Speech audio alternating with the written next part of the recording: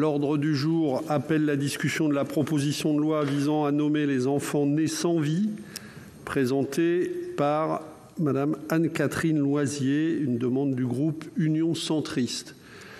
Avant de démarrer la discussion, ce que je vous propose peut-être, c'est que chacun se prépare à ce que nous dépassions un tout petit peu 13 heures, de manière à pouvoir finir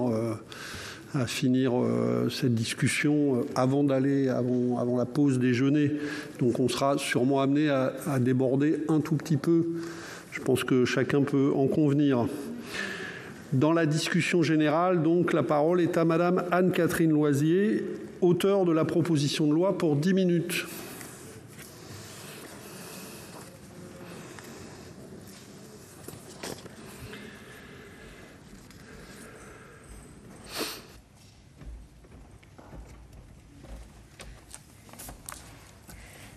Merci Monsieur le Président, Monsieur le Ministre, Madame la rapporteure, mes chers collègues. La proposition de loi qui nous réunit aujourd'hui est le fruit de rencontres et d'échanges avec des familles durement éprouvées par la perte d'un enfant né sans vie. Je salue celles et ceux qui sont présents aujourd'hui parmi nous. Cette proposition vise à donner un nom de famille à ces enfants pour accompagner le deuil des parents et figer ainsi dans la loi les premiers éléments d'une reconnaissance sociale.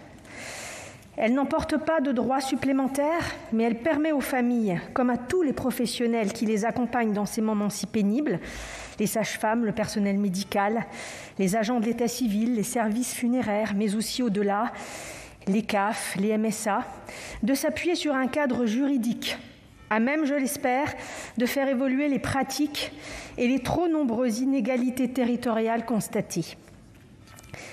Je voudrais ici remercier les juristes et les sociologues que j'ai sollicités pour m'éclairer dans la compréhension de ces situations et saluer le travail qu'ils réalisent pour analyser et sensibiliser sur ce sujet délicat.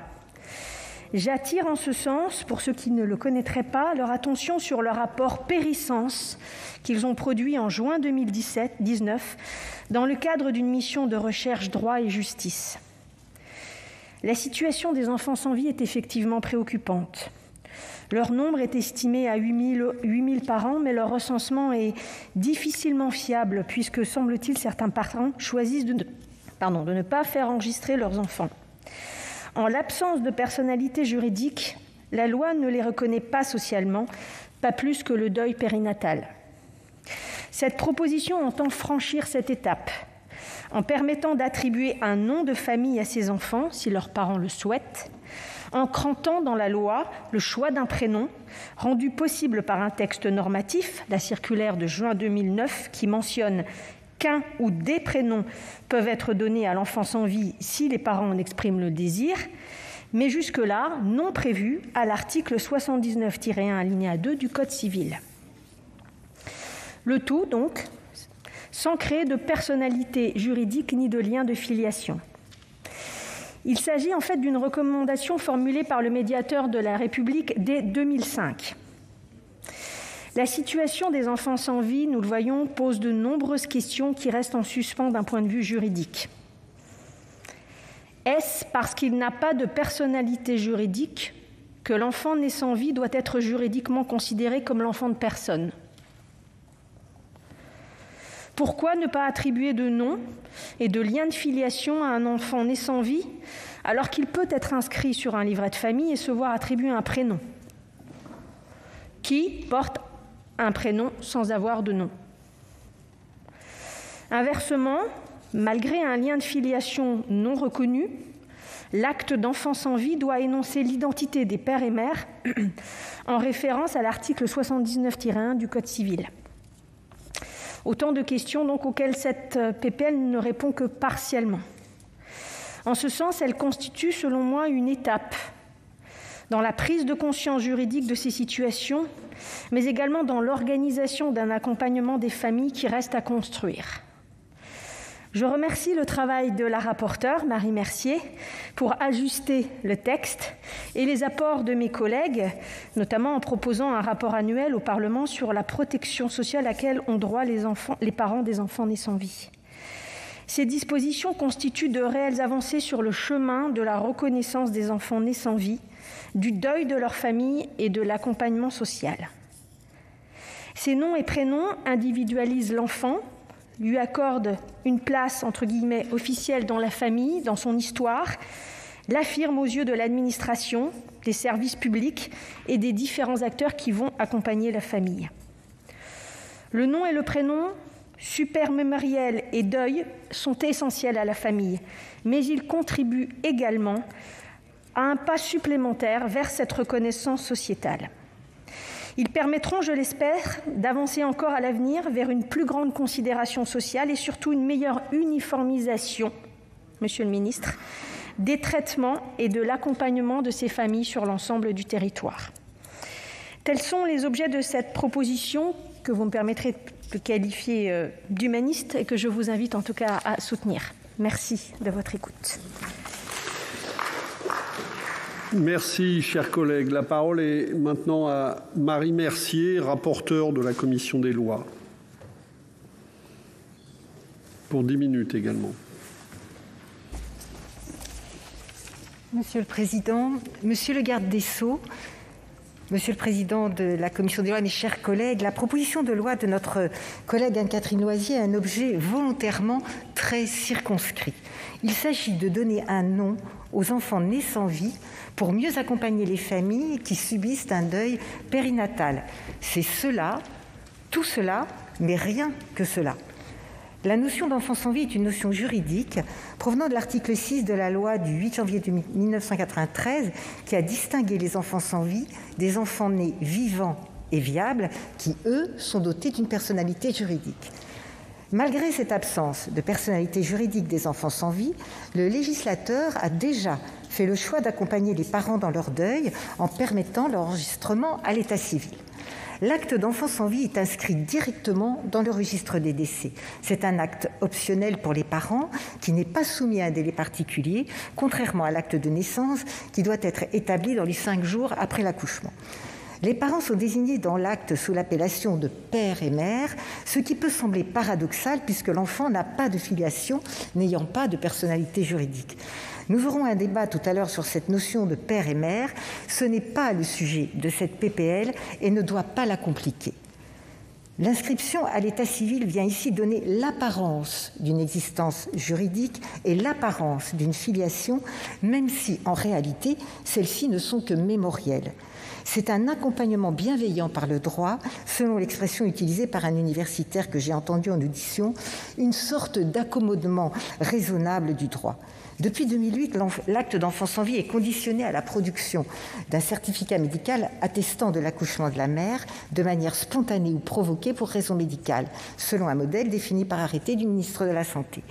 N'ouvre pas la possibilité d'un tel certificat d'accouchement et donc d'une inscription à l'état civil les interruptions de grossesse du premier trimestre, c'est-à-dire les interruptions spontanées précoces, les fausses couches et les interruptions volontaires de grossesse. Je précise qu'auparavant, une circulaire imposait aux officiers de l'état civil d'appliquer les seuils de viabilité reconnus par l'OMS, un poids de 500 grammes, une grossesse de 22 semaines d'aménorrhée. Mais la Cour de cassation, par 3 arrêts du 6 février 2008, a jugé qu'une simple circulaire ne pouvait limiter les droits des parents et ajouter au texte des conditions qu'il ne prévoit pas. Ce sont désormais donc aux médecins de constater s'il y a eu un accouchement ou pas. Depuis 2008, les couples non mariés dont le premier enfant est mort-né ou non viable peuvent également se faire délivrer par l'officier de l'état civil un livret de famille pour y inscrire leur enfant, ce qui n'était pas possible auparavant et ne l'était que pour les couples mariés ou ayant déjà un enfant. Une circulaire du 19 juin 2009 a ensuite reconnu aux parents le droit de pouvoir choisir un ou des prénoms pour leur enfant sans vie. Ils peuvent enfin organiser des funérailles et bénéficier de certains droits sociaux tels que les congés de maternité et paternité ou le congé de deuil. L'auteur de la proposition de loi veut ouvrir l'inscription de l'enfant sans vie à l'état civil avec un nom. Elle souhaite par ailleurs inscrire dans la loi, et non seulement dans une circulaire, la possibilité de lui donner un prénom. L'intention de l'auteur est vraiment de limiter la portée de l'attribution d'un nom au seul acte d'enfant sans vie pour effectivement éviter tout effet de bord potentiellement indésirable. La rédaction proposée précise à cette fin que l'acte d'enfant sans vie emporte uniquement modification de l'état civil de l'enfant. La question qui se pose à nous est celle de savoir si nous souhaitons aller plus loin dans la reconnaissance de l'enfant sans vie. Les parents peuvent déjà inscrire leur enfant à l'état civil sous un prénom, l'inscrire sur leur livret de famille et organiser des funérailles. Faut-il leur accorder le droit supplémentaire de lui donner un nom ? Oui, a répondu la commission des lois. Elle a estimé qu'il était légitime d'aller au bout du processus d'identification de l'enfant mort-né ou non viable pour mieux l'inscrire dans l'histoire familiale et matérialiser symboliquement le lien de filiation du père qui n'a pas le même rapport charnel avec l'enfant que la mère qui a accouché. Par ailleurs, donner un nom aux côtés du prénom permettrait de rendre plus cohérent la reconnaissance symbolique de l'enfant sans vie et procéderait finalement de la même logique compassionnelle que celle souhaitée par le législateur lors de la création de l'article 79.1 du Code civil en 1993. Les familles ne comprennent pas cet entre-deux actuel selon lequel on peut choisir un prénom mais pas un nom. Toutefois, et c'est un point important, la Commission a souhaité inscrire expressément ce caractère symbolique de ce pas supplémentaire. Il ne s'agit pas d'ouvrir la voie vers une reconnaissance d'une personnalité juridique à l'enfant sans vie via l'attribution de prénoms et de noms. Le prénom et le nom sont des attributs de la personnalité juridique. C'est parce qu'il y a personnalité juridique que la personne peut avoir un prénom et un nom, puis une filiation, et ainsi entrer en ligne de succession. À l'inverse, si la loi décide de donner un prénom et un nom à une personne qui est dépourvue de personnalité juridique, cela lui attribue-t-il de facto une personnalité juridique ? Les professeurs de droit que j'ai entendus ont estimé que non. En droit français, seul le fait d'être né vivant et viable confère la personnalité juridique.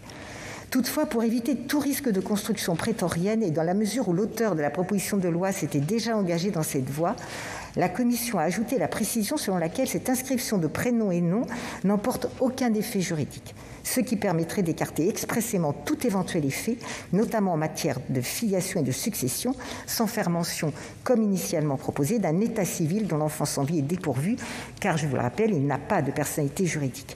Compte tenu de la valeur simplement mémorielle de l'acte d'enfant sans vie, cette mention écarterait également l'application de l'alinéa 3 de l'article 311-21 du Code civil en matière de dévolution du nom de famille. Le nom précédemment dévolu ou choisi vaut pour les autres enfants communs, ce qui n'empêcherait pas les parents de choisir le même nom de famille pour leurs enfants nés postérieurement. Enfin, conformément à la volonté initiale de l'auteur, la rédaction adoptée par la Commission marque de manière plus claire ce caractère optionnel de l'inscription d'un ou des prénoms et d'un nom à leur enfant sans vie. Par ailleurs, elle précise comment le choix du nom peut être fait par les parents. La Commission des lois vous propose donc d'adopter la proposition de loi de notre collègue Anne-Catherine Loisier, ainsi modifiée, avec son assentiment. Et je veux le répéter encore, c'est juste un accompagnement pour ces familles qui sont et resteront pour toujours pleines de larmes. Aidons-les un tout petit peu, puisqu'on leur demande de faire cet impossible deuil, puisque c'est le deuil de l'avenir.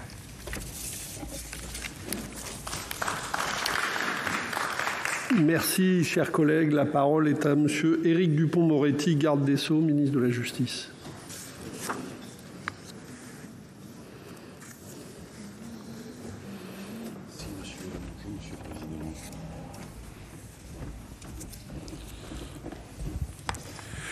Monsieur le Président de la Commission des lois, Madame la rapporteure, Mesdames, Messieurs les sénateurs, en 2020, il y a eu 740 000 naissances dans notre pays.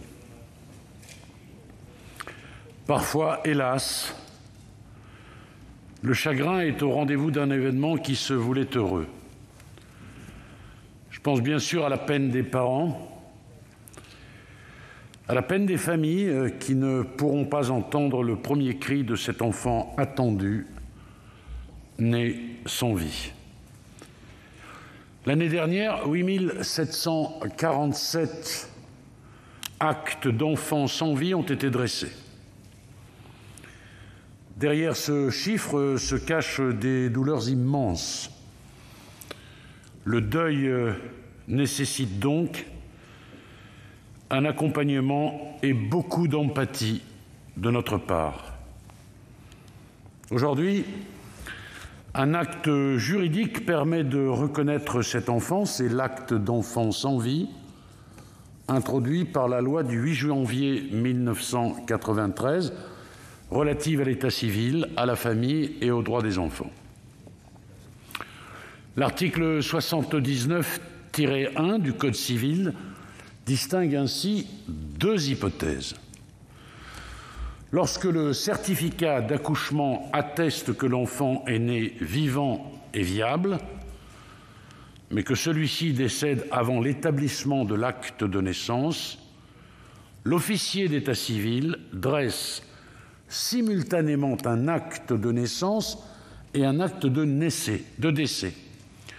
L'enfant qui est né vivant et viable, même s'il n'a vécu que quelques instants, a été une personne avec tous les attributs de la personnalité juridique. Au contraire, lorsqu'il n'est pas attesté par le certificat d'accouchement que l'enfant est né vivant et viable, un acte d'enfant sans vie peut être établi.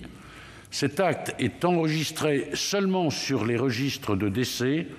L'enfant sans vie peut recevoir un prénom et être inscrit sur le livret de famille avec l'indication du nom du père et mère, alors même que la filiation n'est pas juridiquement établie. Ceux que la loi désigne comme enfants sans vie sont d'une part les enfants qu'on appelait jadis morts-nés et d'autre part les enfants décédés peu après la naissance car ils n'étaient pas viables. Avec votre proposition de loi, Madame la sénatrice Loisier, vous souhaitez donner un nom de famille aux enfants sans vie pour accompagner le deuil des parents. Je veux saluer la grande humanité de votre démarche et je partage avec vous l'objectif visant à mieux prendre en compte la situation des familles touchées par ces drames. Il s'agit d'un enjeu essentiel pour nous tous, et en particulier pour le gouvernement, et il nécessite bien sûr l'implication de tous pour accompagner ces familles à la hauteur de leurs souffrances.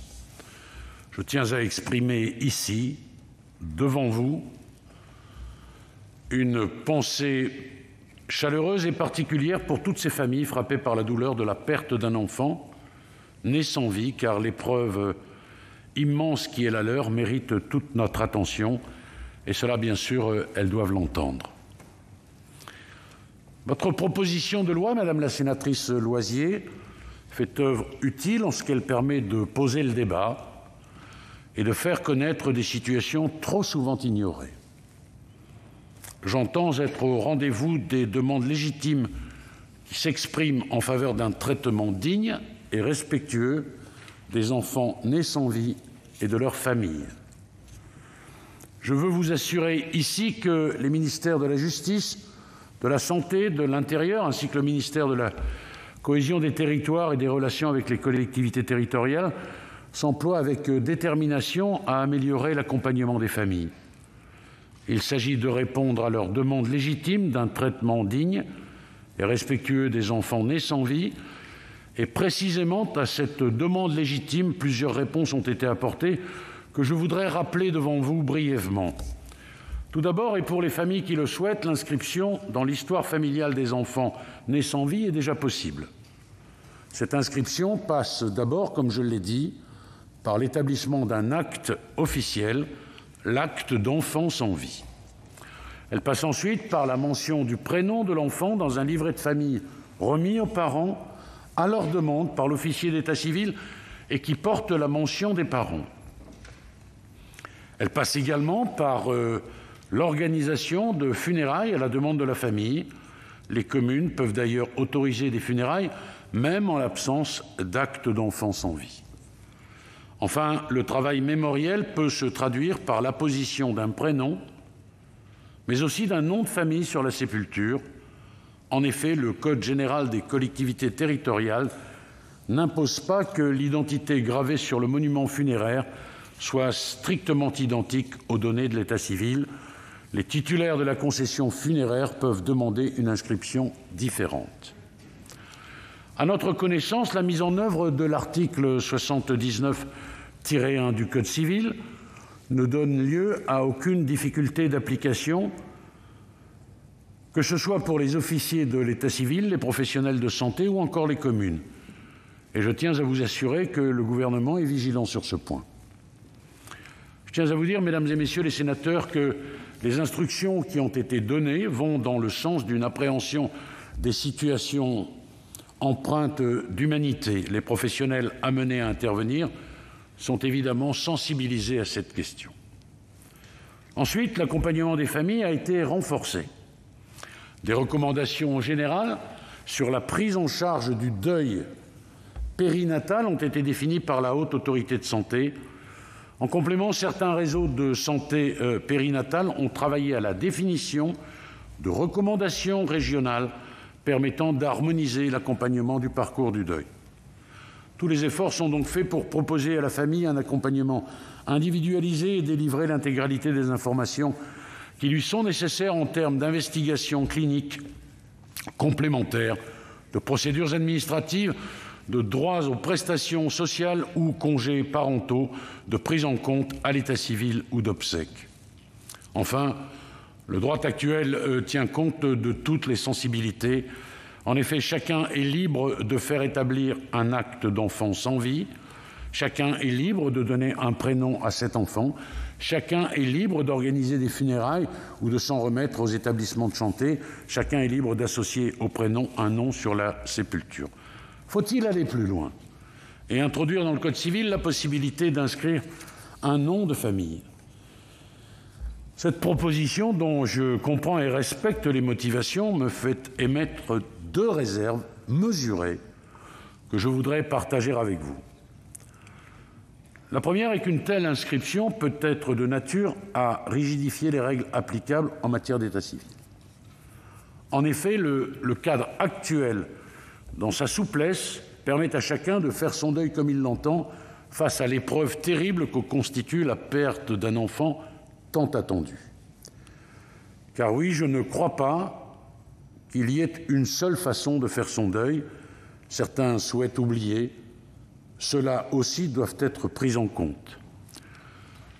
La seconde concerne la ligne posée par le Code civil sur le droit des personnes et le risque d'un déplacement des équilibres trouvés jusque-là. La proposition d'introduire dans le Code civil la possibilité de donner un nom à l'enfant né sans vie pose une difficulté juridique. Comment justifier que le nom soit dévolu sans qu'une filiation soit établie, et comment donner à l'enfant un nom à l'état civil en lui déniant toute personnalité juridique? J'ai bien sûr relevé que les travaux de la commission menés par la rapporteure Marie Mercier, que je tiens à remercier pour son implication, ont permis de préciser le texte afin de s'assurer que les nouvelles propositions de rédaction ne consacrent pas la personnalité juridique de l'enfant, ce qui emporterait des conséquences très importantes en matière civile et en particulier en matière de dévolution successorale. Ces travaux de la commission sont de nature à cadrer la portée de ce texte, ou plutôt, ce qui peut d'ailleurs paraître paradoxal, à lui ôter sa pleine efficacité juridique. Mais, je souhaite y insister, le nom de famille est un attribut de personnalité juridique et seules les personnes ont un nom de famille. Or, vous le savez, l'enfant sans vie n'a pas de personnalité juridique. Ainsi, son statut juridique ne relève pas du domaine de la loi et du Code civil. Le rattachement dans la loi d'éléments de l'état civil à l'enfant sans vie est de nature à faire naître des incertitudes et de la confusion quant au cadre juridique applicable. Ces équilibres, vous le savez, sont particulièrement sensibles et toujours fragiles, et il nous faut n'y toucher que d'une main des plus tremblantes. Le cœur a ses raisons que la raison juridique ne connaît pas forcément. Pour tout cela, le gouvernement s'en remet donc à la sagesse de la Haute Assemblée.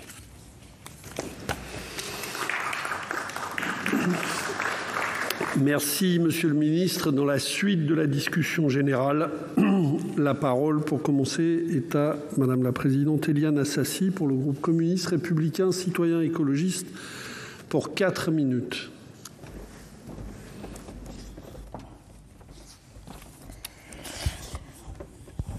Monsieur le Président, Monsieur le Ministre, mes chers collègues, depuis 1993, donc, l'article 79-1 du Code civil définit le cadre juridique des enfants nés sans vie ou non viables, qui les distingue des enfants nés vivants et viables, dotés d'une personnalité juridique. Ce même article permet aux parents de demander l'établissement d'un acte d'enfant sans vie. 2 décrets en 2008 ainsi qu'une circulaire en 2009 sont venus compléter le dispositif en conditionnant notamment l'acte d'enfant sans vie à la production d'un certificat médical attestant de l'accouchement de la mère, spontané ou provoqué pour raison médicale. C'est dans ce cadre que l'autrice de la proposition de loi a souhaité aller plus loin dans l'individualisation de l'enfant sans vie et la reconnaissance de ses parents en permettant l'inscription d'un nom dans l'acte d'enfant sans vie. La Commission a abondé en ce sens. Donner un nom à ces enfants permet de rendre plus cohérente leur reconnaissance symbolique dans la même logique compassionnelle pour les parents que le législateur en 1993, tout en apportant une précision quand même importante selon laquelle cette inscription de prénom et nom n'emporte aucun effet juridique, tout éventuel effet, notamment en matière de filiation et de succession, étant alors écarté, ne s'agissant que d'une reconnaissance de filiation symbolique et non juridique. Cet apport dans notre droit civil reste donc de l'ordre du symbole et doit être vu comme un accompagnement bienveillant des familles endeuillées, et c'est à elles que nous pensons.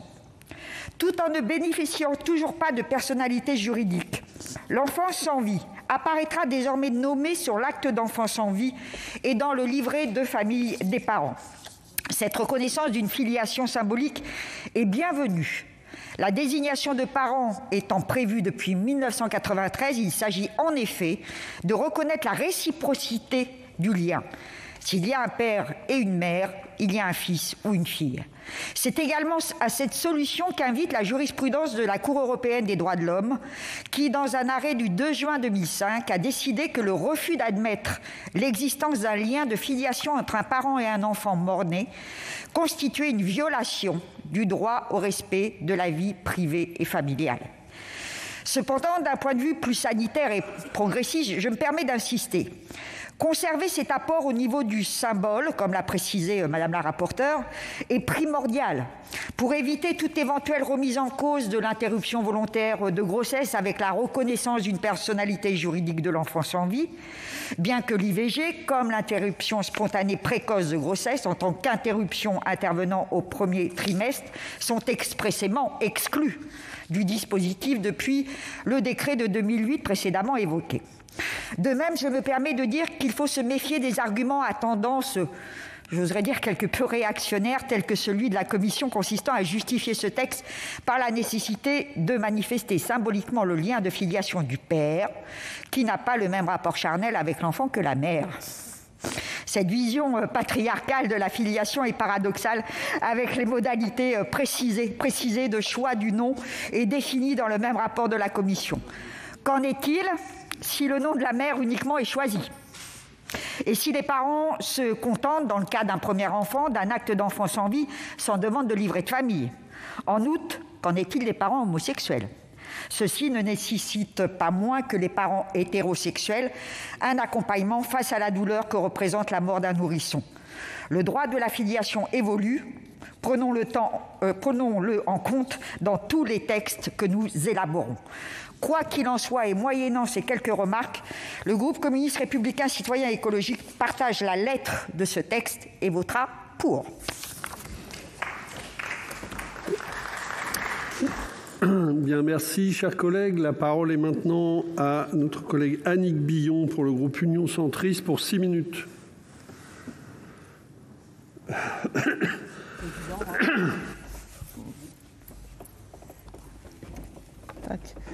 Monsieur le Président, Monsieur le Ministre, Monsieur le Président de la Commission des lois, Madame la rapporteure, Madame l'auteure de la proposition de loi, mes chers collègues, notre collègue Anne-Catherine Loisier, dont je tiens à saluer l'initiative, nous invite à débattre en première lecture sur une proposition de loi visant à nommer les enfants mort-nés.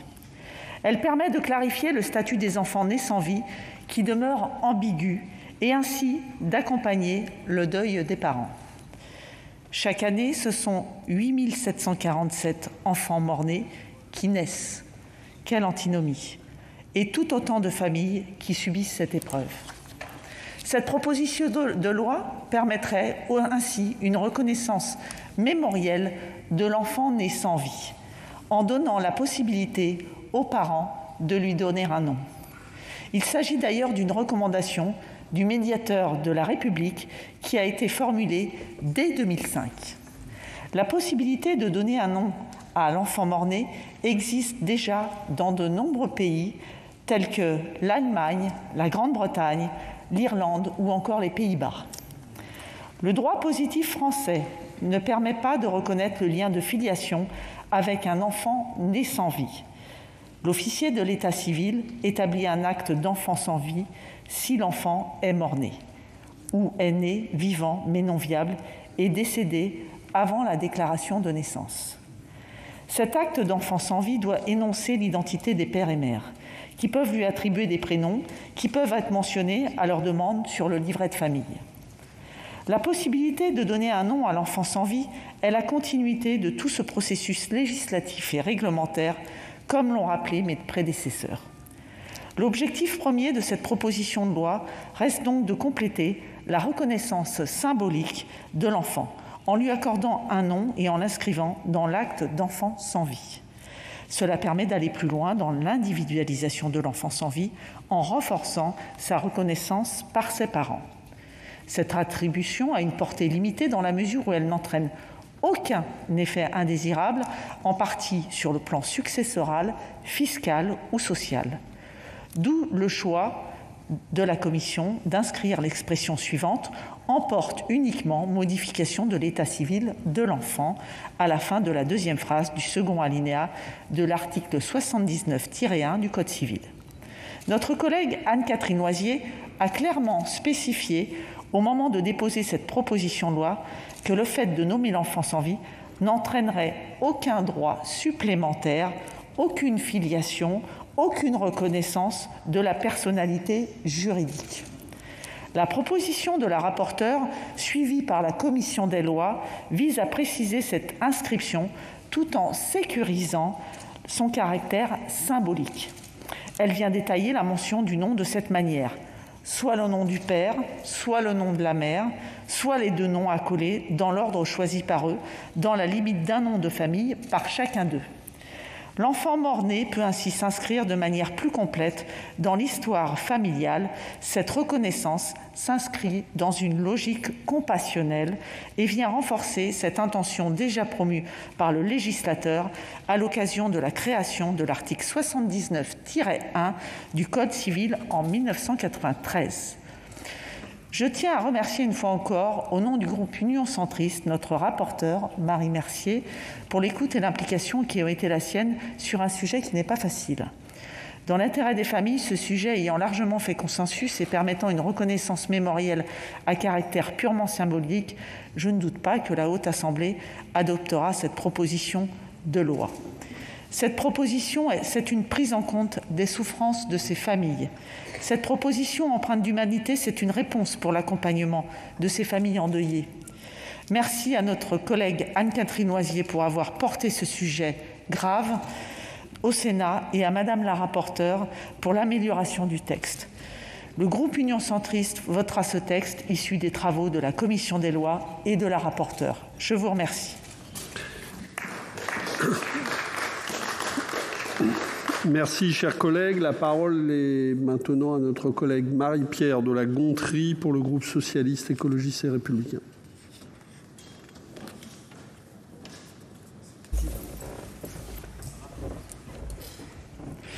Monsieur le Président, Monsieur le Ministre, Monsieur le Président de la Commission des lois, Madame la rapporteure et Madame l'auteure de cette proposition de loi. Parfois, le Parlement fait œuvre d'humanisme. C'est le cas aujourd'hui incontestablement. Chacun l'a souligné ici. L'ambition de cette proposition de loi n'est pas de faire une révolution juridique, mais c'est bien de prendre en compte une situation et de poursuivre un travail entamé depuis maintenant une trentaine d'années de reconnaissance de la douleur des parents par la reconnaissance de la naissance de l'enfant. Ça a été rappelé ici par plusieurs d'entre vous. Cela a commencé en 1993, puis en 2005, puis en 2009, peu à peu, par la reconnaissance et l'inscription dans des documents officiels de l'existence d'un enfant, quand bien même cet enfant serait mort, a été ainsi possible. Il est vrai que, et les chiffres qui ont été évoqués tout à l'heure le montrent, on ne connaît pas exactement le nombre des enfants concernés, car, et c'est sans doute bien comme ça, il n'y a pas d'obligation faite aux parents d'avoir recours, si on peut utiliser ce terme, à cette démarche qui a vocation à inscrire officiellement dans l'histoire et dans l'histoire familiale la naissance de cet enfant. Et le garde des Sceaux l'a bien rappelé, la rapporteure aussi, les situations sont diverses. On parle d'enfants nés sans vie, ce qu'on appelait autrefois mort-nés. On parle d'enfants qui vivent quelques heures avant le délai pour l'inscription, la déclaration à l'état civil. On peut parler effectivement du coup d'enfants décédés dans le ventre de la mère, avec évidemment une vigilance particulière sur la nécessité de bien cantonner cette démarche à des enfants qui auraient pu, en raison de la durée de la grossesse, naître si tout s'était passé dans des conditions favorables. Donc, il nous semble, pour le groupe que je représente aujourd'hui, que cette démarche complète cette mission et honore le Sénat. Espérons d'ailleurs qu'ensuite le Parlement dans son entier sera saisi pour amener au terme ce débat parlementaire. Nous avons eu un débat sur l'existence ou non, la nécessité ou non de la personnalité juridique. Le problème est en réalité très complexe. On pourrait penser que, puisque l'enfant est décédé, la personnalité juridique disparaît. Mais il a semblé nécessaire de le préciser, et c'est sans doute mieux pour bien marquer le caractère symbolique de cette démarche. Pour notre groupe, nous avons proposé 2 amendements. L'un est évoqué par l'auteur de la proposition de loi, qui propose, c'est le format parlementaire qui veut ça, de demander au gouvernement de faire un rapport sur l'accompagnement qui est proposé aux parents et sa mise en œuvre. Nous le savons depuis un certain nombre d'années désormais, les parents peuvent avoir droit à un certain nombre de modalités, de congés, de fiscalité, de primes, bref. Mais au-delà de ça, il est possible que ces dispositifs soient hétérogènes sur l'ensemble du territoire. Il n'est pas évoqué la question de la formation et de l'accompagnement des soignants, parce que quiconque a pu parler avec les soignants sait que c'est pour eux quelque chose de très particulier, auquel ils sont formés depuis désormais un certain nombre d'années, mais qui nécessite une grande vigilance. Et c'est en ce sens qu'il nous semblait intéressant de demander que le Parlement soit informé, de manière à s'assurer que le gouvernement soit vigilant sur cette mise en œuvre de cet accompagnement nécessaire des parents, certes, mais aussi des soignants. Un autre amendement que nous avons déposé a vocation à remplacer dans l'article du Code civil que nous proposons de compléter les termes « père » et « mère » par les termes « parents ». En effet, nous avons depuis maintenant quelques années une évolution législative qui amène à considérer les enfants comme ayant des parents. D'ailleurs, d'autres articles du Code civil utilisent ce terme, et non spécifiquement « père » ou « mère ». Il nous semble problématique de revenir sur cette dénomination de père et de mère, là où, nous le savons, les situations sont diverses et que je ne crois pas qu'ici, personne ne puisse considérer qu'une famille homoparentale souffre moins qu'une famille hétéroparentale. Et donc, de ce point de vue, il nous semble sain et éviter tout écueil de critique de la façon dont le Sénat pourrait appréhender l'évolution de la forme des familles et l'évolution du droit pour mettre en phase les évolutions législatives avec les modifications proposées aujourd'hui.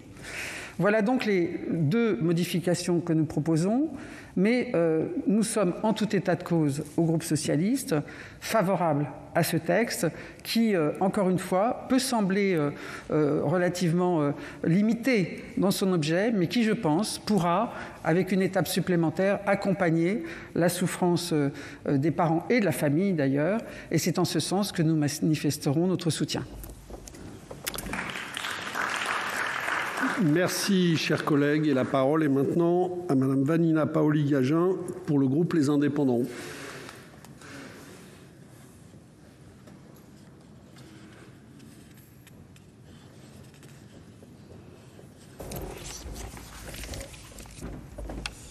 Merci. Monsieur le Président, Monsieur le Ministre, mes chers collègues, n'oublions pas que jusqu'à récemment, les enfants nés sans vie étaient qualifiés de pièces anatomiques, de déchets hospitaliers, de produits innommés ou encore de débris humains. En tant que tels, ils étaient incinérés dans les services hospitaliers ad hoc avec les autres pièces opératoires. Dans le contexte de perte d'un enfant, de telles formules, de telles classifications, les procédures en découlant étaient psychologiquement traumatisantes et ajouter à la douleur sans nom des parents. Prendre en compte la réalité d'une existence, fût-elle in utero, fût-elle fugitive, mais néanmoins porteuse de l'espérance d'un couple, est une démarche nécessaire. D'autant plus que nous avons très tôt, au cours de la grossesse, la possibilité technique d'avoir une représentation de la vie de ce fœtus, qu'elle soit visuelle ou sonore. L'interruption de cette vie en est ainsi plus douloureusement ressentie et le travail de deuil plus que jamais indispensable. Aussi, en complétant la reconnaissance mémorielle de ces enfants nés sans vie, l'initiative de notre collègue Anne-Catherine Loisier est sensible et honorable. Au cours de ces dernières années, beaucoup a été fait pour mieux prendre en compte la détresse de ces parents venant de perdre un enfant mort-né ou non viable. Cela a été rappelé. Tout d'abord, la loi du 8 janvier 1993 a donné un cadre juridique à ces enfants, permettant aux parents d'obtenir un acte d'enfant sans vie qui figure dans le registre des décès. Ensuite, deux décrets du 20 août 2008 ont apporté des précisions, l'un stipulant que l'acte d'enfant sans vie est conditionné à la production d'un certificat médical attestant de l'accouchement de la mère, l'autre autorisant les couples non mariés dont le premier enfant est né sans vie à faire inscrire celui-ci dans le livret de famille. L'année suivante, la circulaire de 2009 a permis aux parents de donner un ou plusieurs prénoms à leur enfant mort-né ou non viable. L'établissement d'un acte d'enfant sans vie reconnaît ainsi aux parents la possibilité de faire jouer à l'état civil un rôle symbolique. Désormais, il existe une trace de l'existence de leur enfant et une individualisation de celui-ci par l'attribution d'un ou plusieurs prénoms. Surtout, l'établissement d'un acte d'enfant sans vie permet aux parents de réclamer à l'établissement de santé, dans les 10 jours de l'accouchement, le corps de leur enfant décédé et d'en obtenir la remise afin d'organiser, s'ils le souhaitent, des obsèques. Enfin, il accorde certains droits sociaux, comme l'attribution d'un congé de maternité ou de paternité. La proposition de loi que nous examinons à l'instant constituerait une étape supplémentaire dans ce processus de reconnaissance symbolique de l'enfant mort-né ou non viable, en permettant de porter sur l'acte d'enfant sans vie le nom de l'enfant. Il s'agirait d'une simple faculté offerte aux parents confrontés à un deuil périnatal et non d'une obligation. L'attribution de ce nom serait limitée au seul acte d'enfant sans vie, ne créerait donc aucune filiation et ne reconnaîtrait aucune personnalité juridique à cet enfant mort-né ou non viable.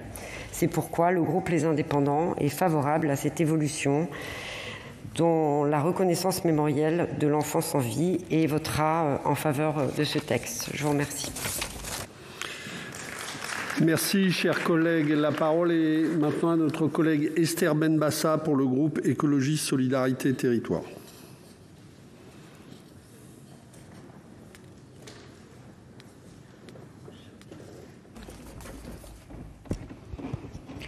Monsieur le Président, Monsieur le Ministre, Madame la rapporteure, mes chers collègues, devenir parent, c'est un long processus. Il s'initie à la rencontre de deux personnes qui décident de s'aimer, de construire ensemble, de faire famille.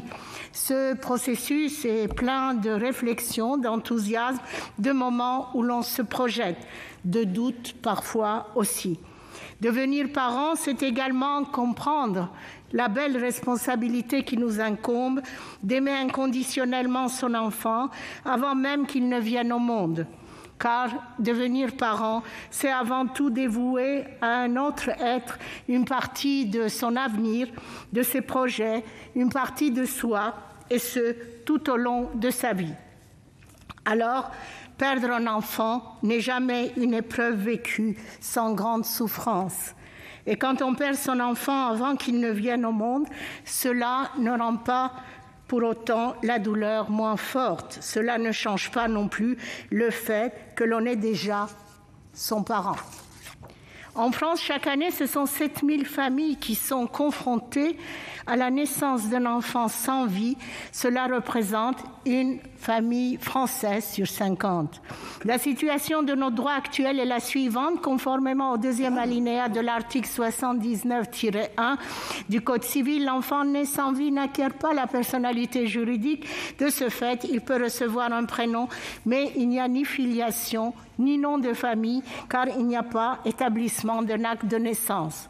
Je salue alors la visée de cette proposition de loi qui entend aller plus loin dans l'individualisation de l'enfant sans vie et dans la reconnaissance de ses parents.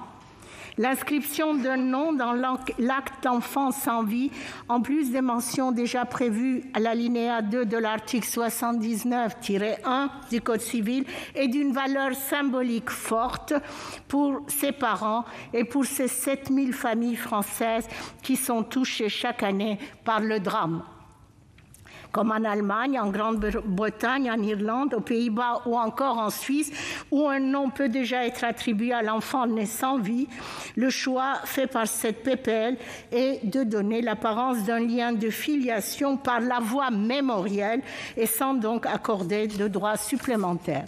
Comme je l'ai dit en introduction, devenir parent est un long processus, c'est le roman familial qui débute. Il s'agit maintenant d'inscrire l'enfant né sans vie dans l'histoire familiale et de matérialiser symboliquement le lien de filiation avec ses parents. La proposition de loi que nous étudions ce jour touche bien sûr à l'affect de l'humain. Il s'agit d'un texte qui vise à apporter un peu de paix là où la douleur prévaut. Le groupe Écologie, Solidarité et Territoires soutient cette proposition de loi que nous voterons positivement. Je vous remercie. Merci, chers collègues. La parole est désormais à Xavier Iacovelli pour le groupe RDPI.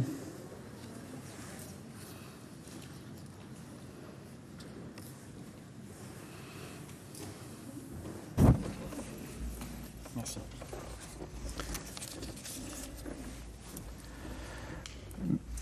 Monsieur le Président, Monsieur le Ministre, Monsieur le Président de la Commission des lois, Madame la rapporteure, chers collègues.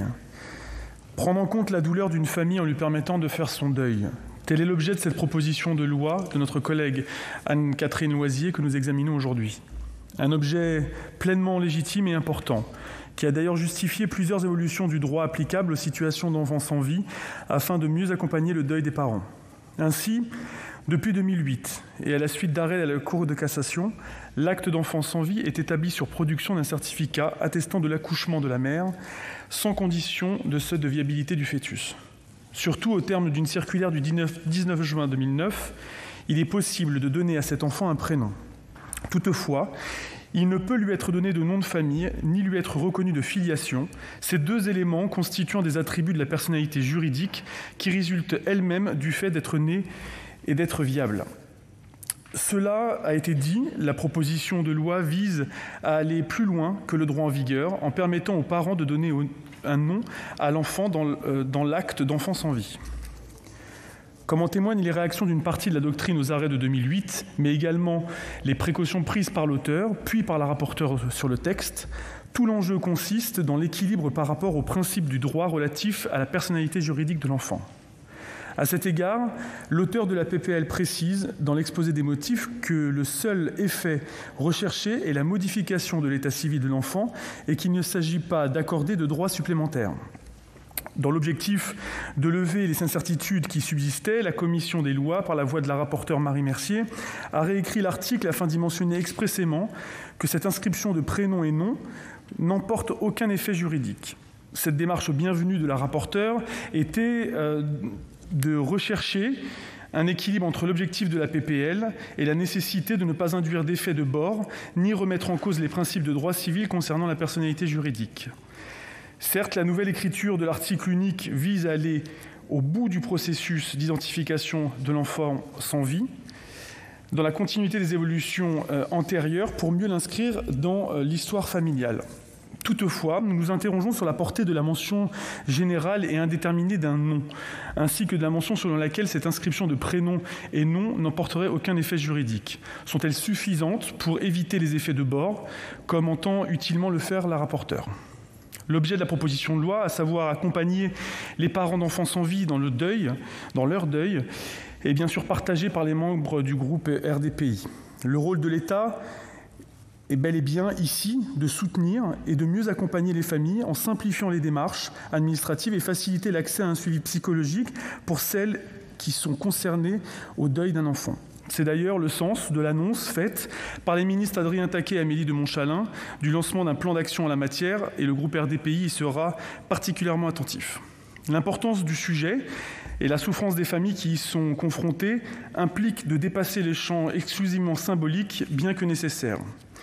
Pour toutes ces raisons, et selon les objectifs de la proposition et la recherche d'équilibre de la rapporteure sur laquelle subsistent toutefois certaines interrogations, les membres présents du groupe RDPI voteront favorablement à cette proposition de loi. Bien, merci, chers collègues. Je passe maintenant la parole à Madame Maryse Carrère pour le groupe RDSE.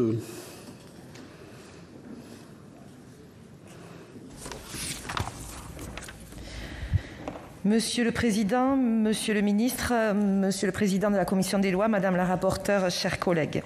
Certains sujets sont lourds à traiter, autant qu'ils semblent nécessaires. Nous modifions quelques mots dans une loi et derrière eux se trouvent des situations familiales tragiques. Ainsi, certains parents se trouvent confrontés au décès de leur enfant avant que sa naissance n'ait été déclarée. Et derrière la mort d'un enfant, nous découvrons ainsi un tabou de notre langage qui ne sait pas nommer la situation de ces parents dont les enfants décèdent parce qu'elle est inacceptable et que devoir faire le deuil d'un enfant est toujours une injustice. Aussi, toute mesure susceptible d'accompagner les parents dans ce drame doit être envisagée. Je salue donc le travail engagé tant par l'auteur de cette proposition de loi, notre collègue Anne-Catherine Loisier, que par notre rapporteure Marie Mercier. Car l'élaboration de ce texte suit jusqu'à présent un cheminement exemplaire. D'abord parce que l'initiative est bonne. En effet, cela fait déjà plusieurs années que la difficulté a été soulevée. Je pense au débat à la fin des années 2000 sous l'impulsion du médiateur de la République, desquels sont ressorties différentes jurisprudences, ainsi qu'une série de décrets, débouchant notamment à ce qu'il soit reconnu aux pères de ces enfants de bénéficier de congés paternité, ainsi qu'à une simplification du statut de l'enfant né sans vie. Le Sénat avait d'ailleurs participé à ce mouvement en publiant à ce sujet une étude de législation comparée, encore à ce jour particulièrement éclairante. Plus de 10 ans après, cette nouvelle proposition permettrait donc d'inscrire expressément dans la loi que l'acte d'enfant sans vie établi par l'officier d'état civil comportera non pas seulement le prénom de l'enfant, mais également son nom. Je veux saluer vivement cette mesure en ce qu'elle poursuit l'objectif de renforcer encore davantage l'individualisation de l'enfant en vue d'aider les parents dans leur deuil. Ensuite, les ajustements faits par notre commission des lois sont tout autant les bienvenus, qui sont respectueux des intentions initiales de l'auteur du texte. Suivant les propositions de notre collègue Marie Mercier, il a donc été adopté un amendement précisant notamment que le choix demeure laissé aux parents de donner ou non un des prénoms et un nom à leur enfant sans vie, sans que cela soit une mention obligatoire. Et toujours dans un esprit de liberté, le nom choisi pourra être celui du père, de la mère ou des deux accolés. Il faut saluer cette modification qui permet à cette disposition de répondre parfaitement à son objectif en offrant une liberté aux parents sans qu'ils ne soient jamais contraints. Chacun fait son deuil suivant un cheminement singulier qui nous incombe a fortiori de respecter. Ces modifications pourront néanmoins soulever certaines interrogations. Fallait-il par exemple parler de père ou de mère ou plutôt d'utiliser le terme de parent plus générique et ainsi plus à même de saisir chaque situation familiale? Cette réserve n'enlevant rien à l'intérêt de cette proposition, le groupe RDSE se prononcera favorablement à l'unanimité. Je vous remercie. Bien, merci, chers collègues. Et puis, je vais passer la parole maintenant au dernier orateur, Marc Laménie, pour le groupe Les Républicains, pour 5 minutes.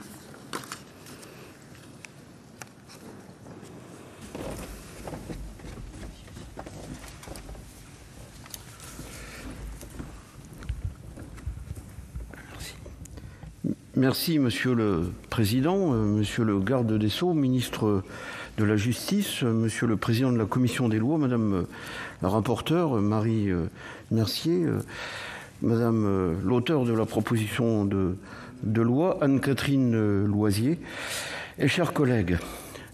Déjà, sincèrement, merci à l'auteur de la proposition de loi, Anne-Catherine Loisier, et ses collègues, proposition de loi qui vise à nommer les enfants nés sans vie, sujet hautement sensible, qui a une forte valeur d'humaniste, comme Anne-Catherine Loisier l'a rappelé en début d'intervention. Je voudrais aussi souligner, bien entendu, le travail de la Commission des lois, le président, le rapporteur, pour, je dirais, avoir fait aussi évoluer les dispositions de cette proposition de loi. Volet humain qui est privilégié, travail de qualité avec, comme cela a été rappelé, concertation avec les familles durement éprouvées, les parents, des juristes aussi beaucoup d'intervenants. La Commission des lois, effectivement, en nous procurant aussi un document de synthèse sur cette proposition de loi. Commission des lois qui estime qu'il convenait de compléter la reconnaissance mémorielle de l'enfant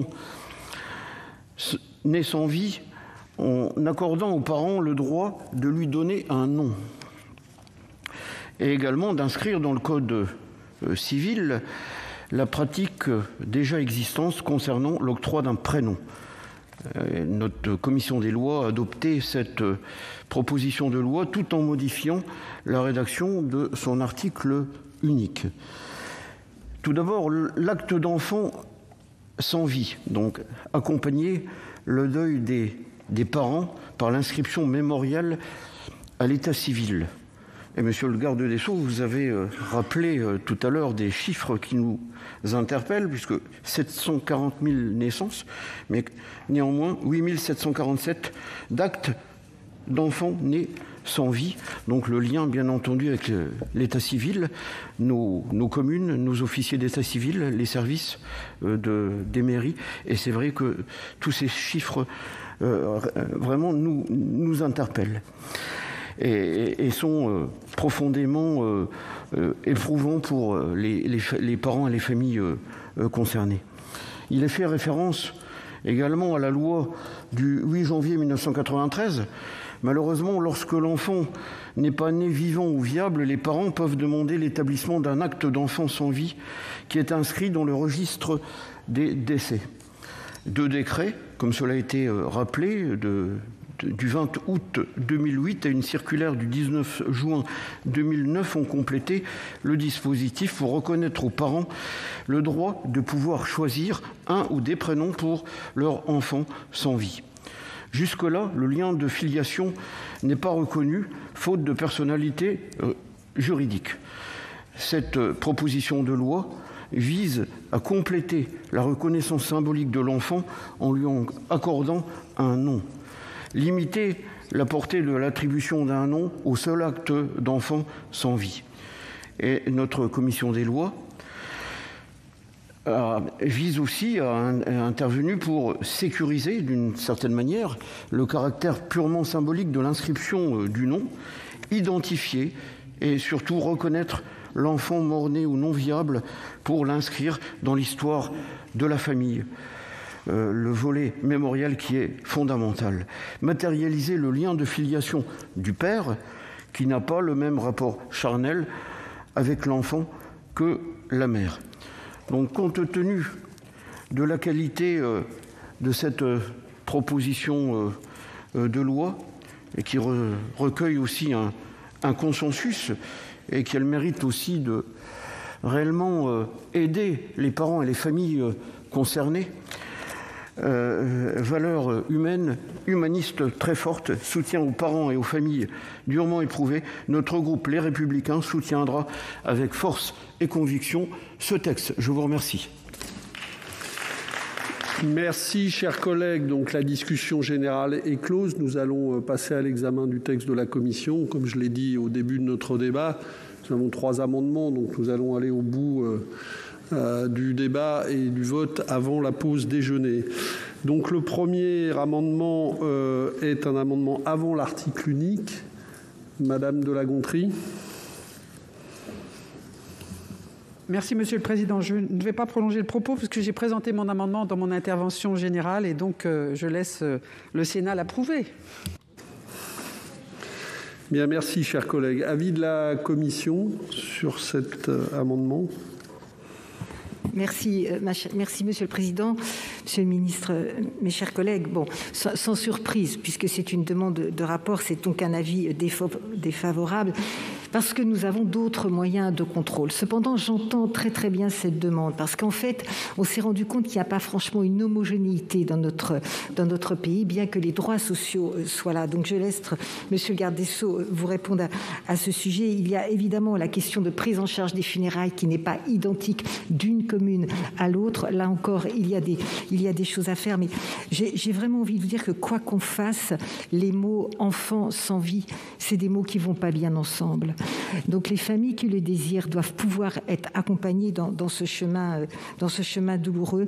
L'intérêt de cette PPL, et j'en remercie encore Anne-Catherine Loisier, c'est qu'on a pu en parler parce que malheureusement, dans ces cas, on pouvait dire que le silence, c'est ça le linceul des tout-petits. Donc ces familles doivent être aidées. Merci. Avis de Monsieur le Ministre sur cette demande de rapport. Oui, merci Monsieur le Président, Madame la sénatrice de La Gontrie. Il n'y a pas un texte où le gouvernement n'a pas à répondre à ce type d'amendement. Vous le savez. Vous exercez, c'est bien légitime, ça résulte des dispositions de l'article 24 de la Constitution, du droit de contrôler le travail de l'exécutif. Ça nous paraît amplement suffisant. Par ailleurs, si vous souhaitez que la liste des droits soit communiquée, nous la tenons bien sûr à votre disposition. Je suis défavorable à cet amendement. Bien, donc un double avis défavorable. Il n'y a pas d'explication de vote. Madame Anne-Catherine Loisier. Oui, merci, Monsieur le Président. Moi, je voudrais insister, parce que je comprends et j'ai pu, dans le cadre des échanges avec l'ensemble des acteurs qui suivent ces situations, mesurer combien l'information, ça a été dit, circulait mal, combien elle était hétérogène sur l'ensemble du territoire et combien il est important, Monsieur le Ministre, qu'un effort peut-être supplémentaire encore soit fait pour que cette information soit bien diffusée dans l'ensemble des services, auprès de l'ensemble des agents, notamment des agents de l'État ou des collectivités, qui sont confrontés à des situations qui sont quand même souvent difficiles pour eux-mêmes. Alors, même si je comprends la position de ma collègue et rapporteure que je vais suivre, je voudrais quand même insister sur cette nécessité qu'il y ait de mettre en avant, de collecter les infos et de suivre la manière dont ces accompagnements sont réalisés sur le terrain. Merci. Merci, chers collègues. Donc, nous allons passer au vote sur cet amendement. Qui est pour ? Qui est contre ? Qui s'abstient? Il n'est pas adopté. Concernant l'article unique, il y a deux amendements identiques. Le premier est présenté par Madame Benbassa. Monsieur le Président, Monsieur le Ministre, mes chers collègues, de son père ou de sa mère, des pères et mères. Comme souligné lors de l'étude du projet de loi bioéthique, du Code civil au Code de la santé publique, notre droit tend souvent à ignorer la diversité des modèles familiaux en France, par les nombreuses occurrences de ces termes genrés qui ne correspondent plus à ce à quoi ressemble notre société. Mes chers collègues, si le modèle unique de la famille constitué d'un père et d'une mère est certes toujours fortement majoritaire, il n'en est pas moins vrai que les modèles de famille évoluent et le droit ne saurait les exclure. Les familles homoparentales existent et pour cette raison, elles méritent d'être validées dans nos textes juridiques. Je l'ai dit en discussion générale, il s'agit d'un texte qui touche à l'affect de l'humain. Une proposition de loi qui souhaite, au-delà d'une cohérence des normes, d'apporter un peu de paix là où apparaît de la douleur. N'invisibilisons pas une partie des familles de France, n'invisibilisons pas leur souffrance. Concevons cette nouvelle possibilité offerte aux parents d'enfants nés sans vie de manière inclusive aux familles homoparentales et englobons tous les types de familles qui existent dans notre société, afin de leur donner non seulement une existence juridique tangible, mais également une légitimité sociale non négligeable. C'est l'objet de cet amendement qui vise à remplacer les termes de père et mère par la notion plus neutre de parents. Je vous remercie. Merci. Oui, allez-y, chers collègues. Allez-y, pour présenter votre amendement. Merci, Monsieur le Président. Il s'agit du même objet et Madame Marie-Pierre de La Gontrie l'a dit en discussion générale, il s'agit de mettre et de tirer les conséquences des évolutions législatives récentes intervenues autour de la diversité familiale. Par cet amendement, donc, il s'agit d'une décision d'égalité sociale et de respect des principes constitutionnels d'égalité et de non-discrimination devant le service public de toutes les formes qui font famille. Merci Madame Meunier. Avis de la Commission. Merci Monsieur le Président, Monsieur le garde des Sceaux, Monsieur le Président, mes chers collègues. Vous le savez, je suis très sensibilisée moi aussi aux évolutions sociétales et je m'étais moi-même interrogée tout de suite sur cette possibilité de remplacer le mot parent par les termes père et mère du Code civil. Remplacer père et mère, vous voyez, c'est un lapsus linguique qui voulait dire que je me suis vraiment beaucoup interrogée là-dessus. Et finalement, j'ai repris la rédaction initiale de l'article 79.1 du Code civil. Parce que, comment vous dire, cette douleur pour les parents, cette douleur sans fin, cette douleur profonde, cette douleur de l'intime, c'est une douleur de toute façon qui durera jusqu'au bout. C'est une douleur qui ne s'effacera jamais tout au long des années. C'est plus cette question-là. Donc, en ce qui concerne ce changement de dire parents, la PMA pour toutes, elle n'est pas encore autorisée en France. Donc, c'est pas le débat aujourd'hui. Aujourd'hui, le débat, c'est d'accompagner le deuil périnatal. La loi bioéthique est en discussion. Monsieur garde des Sceaux, elle reviendra en séance le 24 juin chez nous.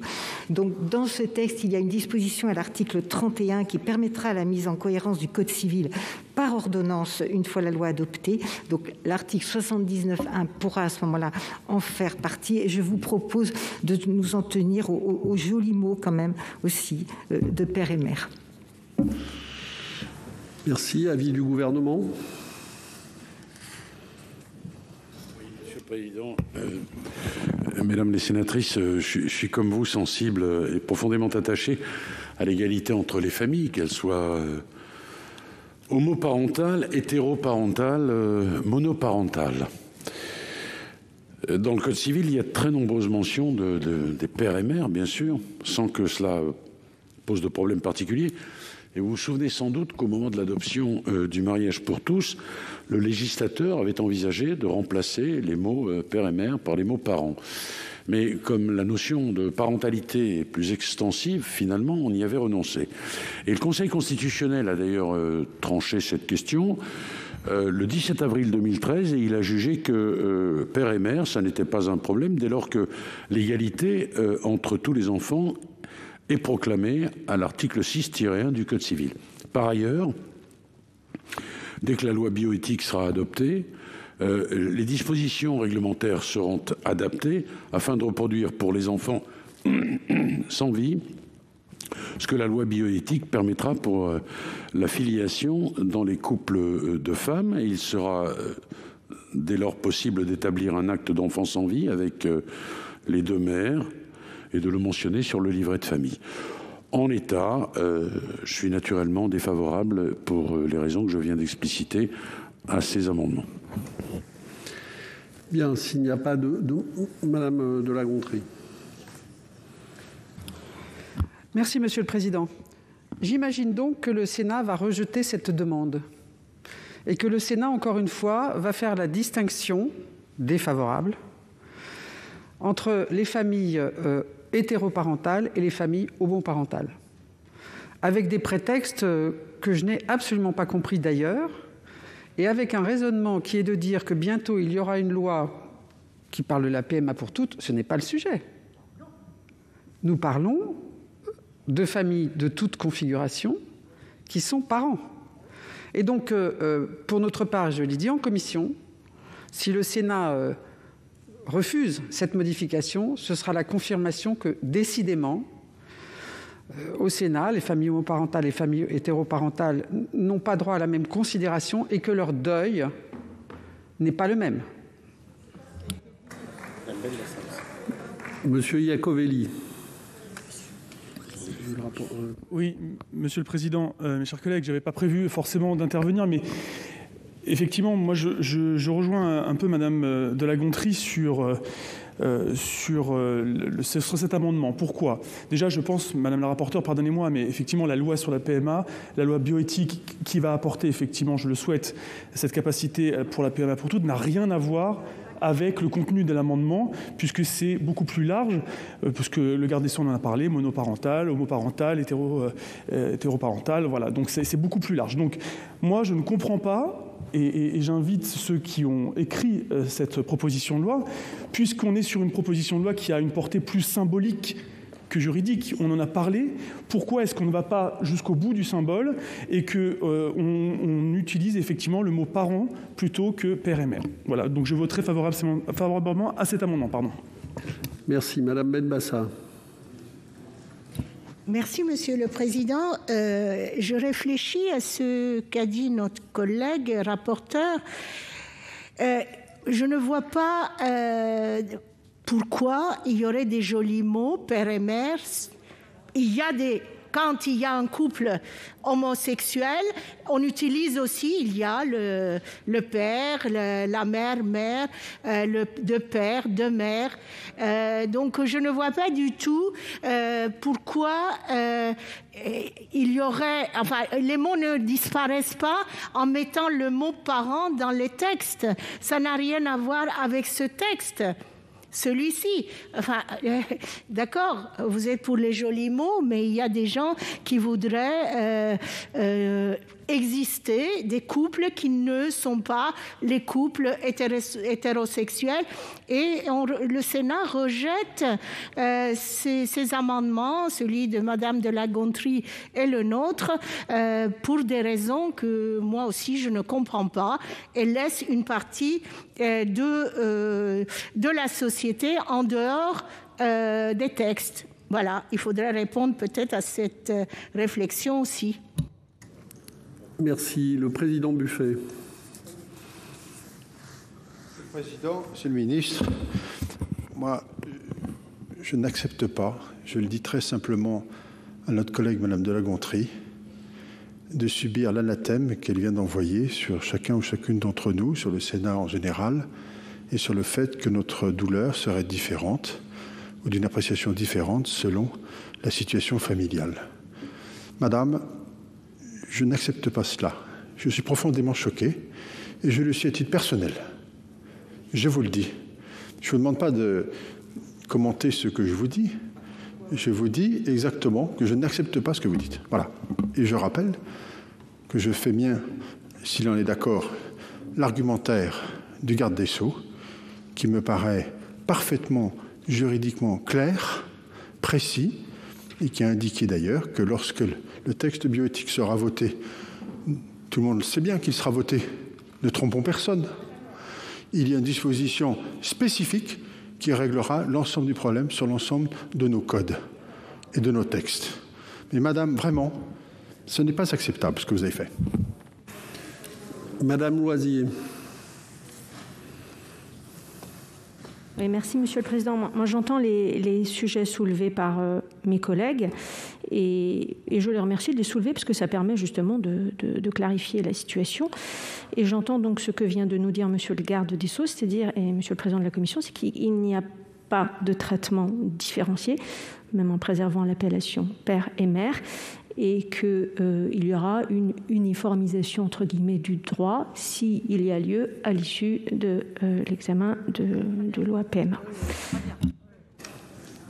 Bien, nous allons passer donc au vote sur ces deux amendements identiques avec un double avis défavorable de la Commission et du gouvernement. Qui est pour ? Qui est contre ? Ils ne sont pas adoptés. Qui s'abstient, pardon ? Personne. Ils ne sont pas adoptés. Je vais donc mettre aux voix l'article unique constituant l'ensemble de la proposition de loi. Le vote sur l'article, du coup, vaudra vote sur l'ensemble de la proposition de loi. Y a-t-il des demandes d'explication de vote ? Je ne pense pas. Je pense que tout a été dit. Je mets aux voix donc l'article unique constituant l'ensemble de la proposition de loi visant à nommer les enfants nés sans vie. Qui est pour ?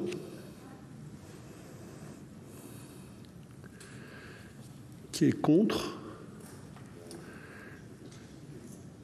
Qui s'abstient ? Le Sénat a adopté à l'unanimité cette proposition de loi.